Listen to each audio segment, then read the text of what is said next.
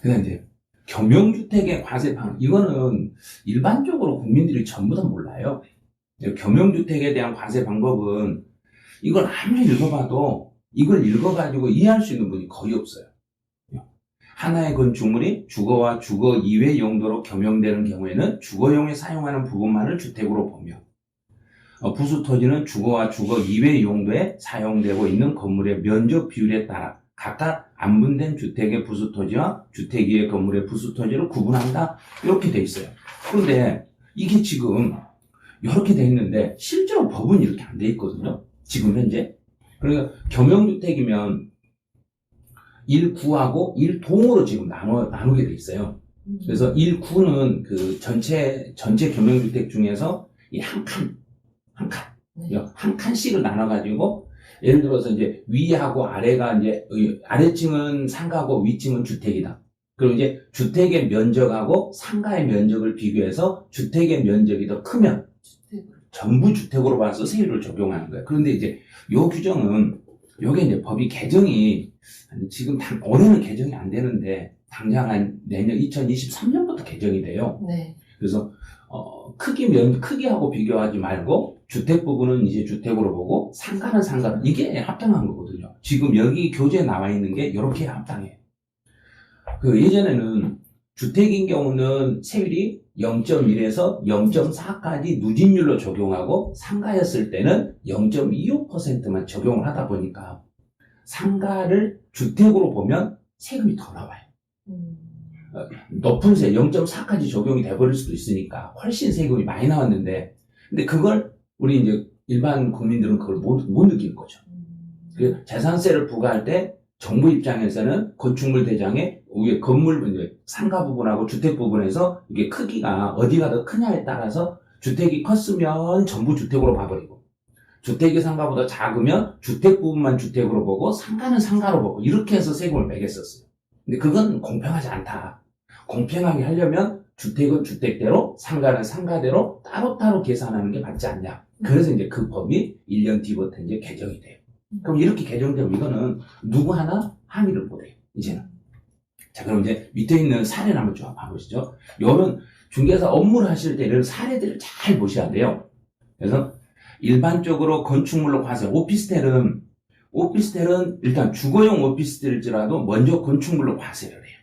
그럼 건축물로 과세하니까 취득세에서도 오피스텔을 취득하면 먼저 4%가 적용이 돼요. 4% 적용하고, 나중에 이제 그 주택분 재산세가 나오면 그때부터 주택으로 봐서 주택수에 들어가시는 거예요. 처음에는 4%만 적용하거든요. 그런데 이제 그 오피스텔은 일반적으로 건축물로 과세를 해놓고, 이분이 주거용으로 사용을 한다. 그럼 그게 6월 1일 현재 주거용으로 사용하면 그때 가서 주택분 세금이 나오는 거예요. 그래서 주거용으로 사용하는 경우에 한해서 주택으로 과세하는 거예요. 그럼 혹시 오피스텔 거래는 한 번씩 해보셨어요? 저는 안 했고, 네. 소개만 했습니다. 주로 토지를 많이 하시니까? 네. 그래서 토지만 하시면 그 대한민국 땅이 다 내 땅이네? 그렇게 생각합니다. 좋네요. 네. 저는 부러운 게 땅 거래 하신 분이 진짜 부럽더라고요. 땅 거래 하시는 분. 그런데 공부도 많이 해야 되고, 네. 어렵다 보니까. 네. 네. 네, 그런데 네. 제가 이제 평택에서 한 1년 강의한 적이 있었거든요. 네. 그쪽 학생, 야간반에 다닌 수강생인데, 그분이 평택에서 중개사 일을 하시면서 첫 번째 거래가 그 땅 거래. 땅 거래를 첫 번째 계약을 하셨더라고요. 근데 하시는 이야기가, 처음에 땅을 딱 거래하고 중개 보수를 받았는데, 그 중개 보수를 받은 게 그때 당시에 보수로 받은 게 6천만 원인가 받았대요. 첫 번째 계약이. 왜냐면 토지는 중개보수가 0.9%인데 또 플러스 알파. 플러스 컨설팅. 네, 그게 있더라고요. 네. 네. 그래서 6천만 원을 받았는데, 대단하시네요. 아니, 대단한 게 아니고 더 대단한 게 있어요. 그거를 전부 현찰로 받으셨어요. 그래서 쇼핑백에다가 딱 현찰을 딱 이렇게 딱 안고 집에 갔대요. 집에 가가지고 그 돈을 식탁에다가 네. 탁 부었대요. 네. 탁자에 쫙 걸쳐놓고, 신랑 잘 나가. 신랑 딱 앉혀놓고, 예. 자, 여기서 뭉텅이 하나 예. 딱 집어주고, 자, 집어주고, 여기는 이제 손대지 말아라고. 예, 네, 예. 그렇게 하고 나서는 이제 음. 그다음부터는 이렇게 현찰로 딱 가져오면 딱 그 한 뭉텅이만 딱 주고 이거 써. 어. 그리고 나머지는 손 안 대겠고. 그럼 진짜 이야. 손 안 된대. 예. 예, 먼저 줘버렸으니까. 멋진 중개사님이시네요. 그런데 그분이 더 대단한 게 제가 나중에 이제 한참 뒤에 다시 평택에 이제 강의하러 내려간 적이 있었거든요. 네. 그래서 그분을 다시 만났어요. 그랬더니 어떻게 하시고 계시냐 했더니 이런 이야기 하시더라고요. 토지는 땅만을 거래하시면 안 된다. 근데 토지를 찾는 사람은 반드시 거기다 건물을 신축을 해가지고 분양을 하든지 뭘 할 목적으로 땅을 산다. 그래서 이분이 땅을 샀을 때 그 다음에 무엇을 할 것인가를 미리서 그 사람하고 대화를 잘하는데. 네. 그래서 그에 해당되는 그 땅을 사면 이 땅이 어떨 때는 삼각형이 되는 땅도 있을 수 있고 네. 정사각형이 되는 걸 좋은데 그렇게 안 되고 이렇게 나오는 땅들이 많대요. 네. 그럼 거기에 맞는 건물을 건축사 사무실에 가서 도면을 먼저 뺀대요. 네. 이게 할 수 있겠는가? 예, 가설계를 뽑습니다. 네. 그렇게 해가지고 그것까지 딱 내밀면서 상담을 하면은 그분들이 계약을 안 할 수가 없대요. 네, 맞습니다. 그래서 이제 어떻게 그런 생각을 했냐 했더니 자기가 내가 만약에 땅을 산다고 하면 나는 내가 건축사 사무실에 가서 설계를 뺄 수가 없으니까 그런 서비스까지 해주면 어떨까 하고 생각해 보니까 그렇게 됐대요. 그래서 지금도 그렇게 하냐 그랬더니 지금도 손님하고 브리핑하기 전에 미리서 가설계를 빼온대요. 빼가지고 그 도면까지 보여주고 거기에 이제 주변에 이제 상권을 봐서 어떤 게 입점을 하면 괜찮다. 그런 상권 분석까지 다 해주시고 그런다더라고요. 그래서 대단하시구나. 네. 그래서 돈 좀 많이 벌겠다 그랬더니 그분이 그러면 1년에 연봉이 얼마나 돼요? 그랬더니 네. 제가 땅을 거래하면 한 번 할 때마다 한 3, 4천 정도는 들어와요. 그랬더니 네. 근데 그러면 그 땅 거래를 1년에 몇 번 하세요? 그랬더니 한 2, 3개월에 한 2, 3개월 한 건 정도는 하죠. 그러더라고요. 연봉이 3억 되시겠는데요. 야. 일반 직장 다니는 사람들의 연봉에 비하면 얼마나 돼요? 그분들에 비하면 한 4, 5배는 되죠. 그러더라고요. 그 정도 이야기를 하시더라고요. 그리고 전체 금액은 말 안 하시더라고요. 네. 굉장히 많이 노력하신 중개사님이시네요. 그래서 그런 분 이렇게 한 번씩 만나가지고 한 번씩 우리 이렇게 그 땅을 하신다 했잖아요. 네. 그 유튜브 이름이 뭐예요?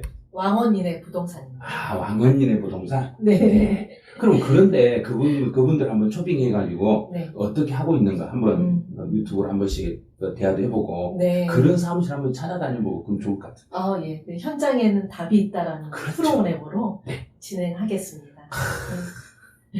자, 여기 보신 분들도 유튜브에 왕원인의 부동산. 자, 아시죠? 네. 거기 가시면 구독 눌러주시고 좋아요도 눌러주시고. 네. 잘 부탁드립니다. 네. 이제 그러면 주거용 오피스텔이 일단 먼저 처음에 취득할 때는 일반 건축물로 과세하는 거 아셨죠? 네. 그 다음에 이제 건축물로 취득했더라도 주거용으로 사용하면은 나중에 주택으로. 네. 그냥 상가로 사용하면 상가로. 그 다음에 이제 주거용의 판단 기준이 뭔지 한번 봐보세요. 일단 이분들이 내가 이게 주거용인지 사무실인지는 내가 판단하는 게 아니라 지방자치단체 공무원이 판단하는 거죠. 그러면 그 공무원들은 직접 우리 집에 와서 주택인지 상가인지 보러 막 다니겠는가요? 아니요. 안 다니겠죠. 입증 자료가 있어요. 그렇죠. 그래서 이제 보면 주민등록이라든지 사업자 등록이나 그 다음에 수도, 전기, 사용 현황에 따라서 주거시설의 사용 증명할 수 있는 자료가 있어야 돼요. 특히 주민등록, 주거 이전에 대한 주민등록이 그쪽으로 세대 이전이 돼 있으면 일단은 주택으로 많이 봐요. 네. 그 다음에 사업자 등록이 돼가지고 거기서 사업하고 있다는 그 건물에 사업자 등록이 있으면 그때는 상관없는 거예요. 네. 근데 이제 많은 분들이 오피스텔은 주거용으로 쓰려고 사무실로 쓰고 있으면서도 사업자 등록도 안 하고 주소 이전도 안 해놓고 공실인 것처럼 이렇게 돼 있잖아요. 그러면 이제 그때는 직원들이 확인하는 경우도 있고 그래요. 그때 이제 전기 사용 있죠. 전기, 수도 사용, 가스 사용 여부. 네. 그럼 예를 들어서 가정집이었을 때하고 상가였을 때하고 수도 전기 사용 여부가 다를 수 있겠죠. 네. 주로 통계적으로 나온 거 보면. 네. 네, 그런 걸 보고 많이 판단하시더라고요. 음. 그 다음에 이제, 그, 자녀들이 초등학생들이 있으면 그 취약 통지서가 나가시잖아요. 네. 이제 그걸로도 확인을 많이 하더라고요. 그런 부분. 네. 그래서, 오피스텔을 주택으로 봤을 때 양도소득세에서 분리하니까, 양도소득세에서 내가 집 있는 사람은 사무실이 사용한 것처럼 사무실 쪽으로 이렇게 막 돌리려고 하고, 네. 그렇게 변칙을 많이 쓰는데, 다 요즘은 인터넷이 너무 잘 돼가 조회가 되니까 너무 변칙적으로 안 알렸으면 좋겠어요. 이런 것들은.